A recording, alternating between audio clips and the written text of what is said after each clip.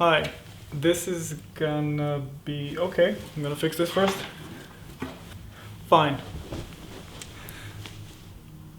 Hi, this is gonna be a shorter video because I'm kind of in a rush, gym, hanging out, friends. Speak about guilt.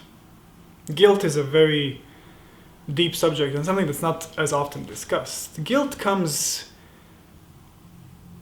take you out. Guilt can really imbue so many aspects of your life and can make life so complicated and difficult.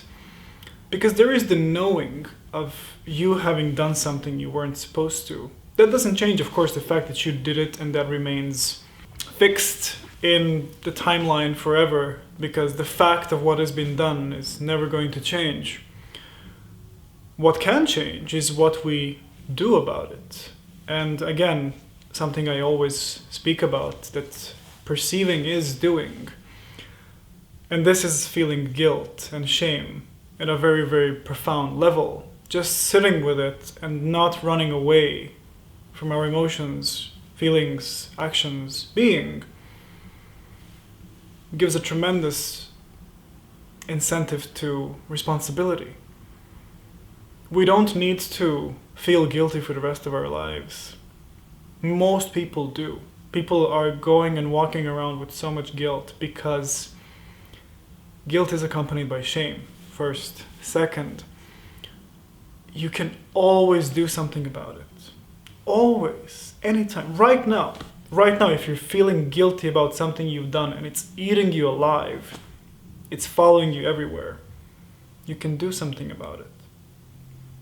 Perceiving is doing. Focus on that. See where the guilt is. See what it's about. What it does to you. Just observing that. What guilt does to you and your life and your friends and your lovers, family. Doesn't matter. To simply be with guilt. Because we devise all sorts of mechanisms to run away from it. To not feel guilty, because that ruins the image we have of ourselves. And that is the Achilles heel that we have. The image we have of ourselves. That we cannot possibly believe we've done something bad.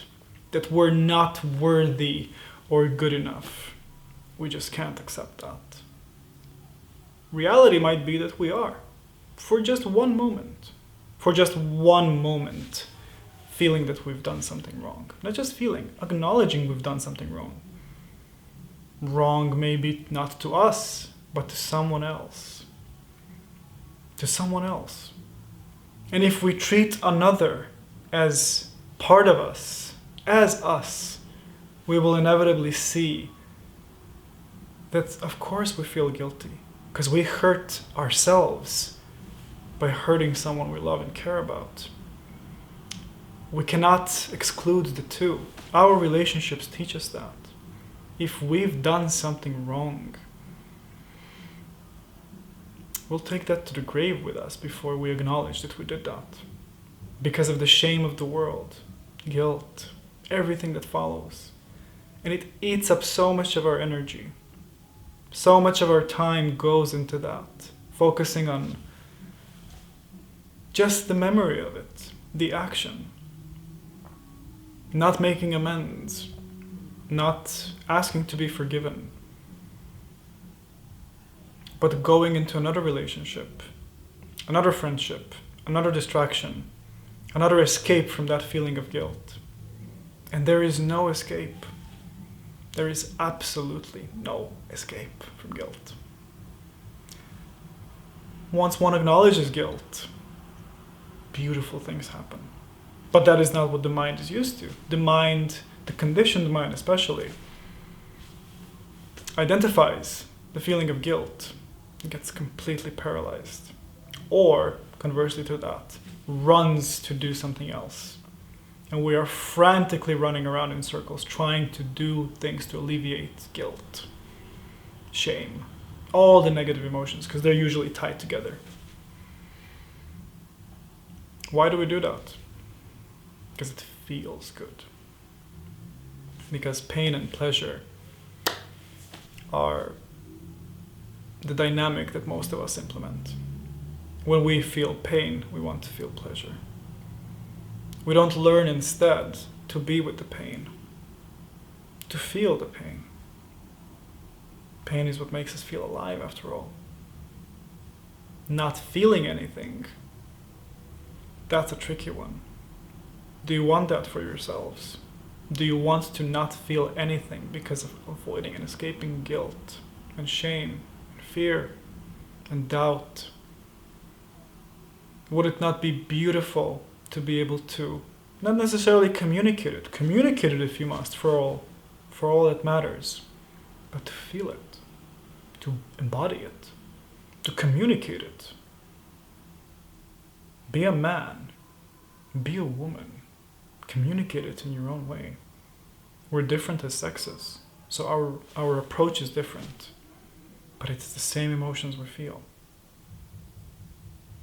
It's the same reality we experience, but not if we're so divided, not if we're so torn internally by the things we've done to each other that we can never acknowledge. It is very simple, and we make it so complicated by just fragmenting ourselves further and further and further.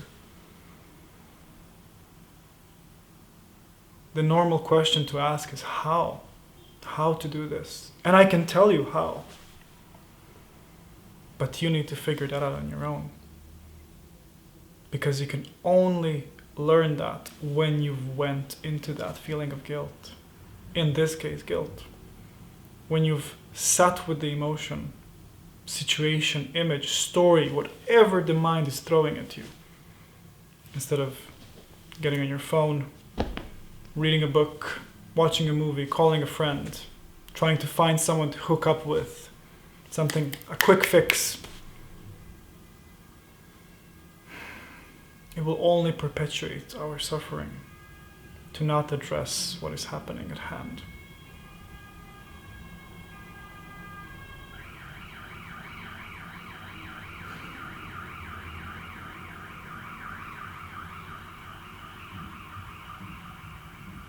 We invent all kinds of stories to tell ourselves that what we are doing instead of facing our guilt is okay. I blocked this person. That's good. I no longer speak to this person. That's good. We seek validation for the things we've done instead of simply doing things on our own and letting our life unfold. Learning ourselves about our own life and what we've done and why we've done it. To understand ourselves, to get to know ourselves. But to not say, this is me now. Because the moment we do that, we lose that. We get attached to that image of ourselves, which is it's going to happen to be the image of ourselves that we actually love. But we change constantly, in every moment. And with each breath, with each inhale, with each exhale, with each situation, each passing moment and second. Nothing is permanent but change. And change is the only constant. Do what is right. You know in the bottom of your heart what to do. And before you do, make sure that you see what is happening. And if you happen to hear that voice that says, no, it can't be that, it can't be that, listen to that voice too. And then you will see clearly. And you'll find out for yourself how to deal with yourself. And then others will be able to deal with you too. Not because you're insufficient as you are, but because you will be unstoppable for yourself. You would be a desired presence, or very undesired presence, if you're fully authentic and honest. But that I will leave you to discover on your own. Thank you for your time. I hope you enjoyed the video. Like, share, subscribe. Take the best you can from it, and question everything. Don't take what I said as facts, as true. but question the validity of my statements, of what I said, and filter it. See if it makes sense. For all I care, I might be completely wrong, but I hope I planted a seed that you can grow something of. Bye.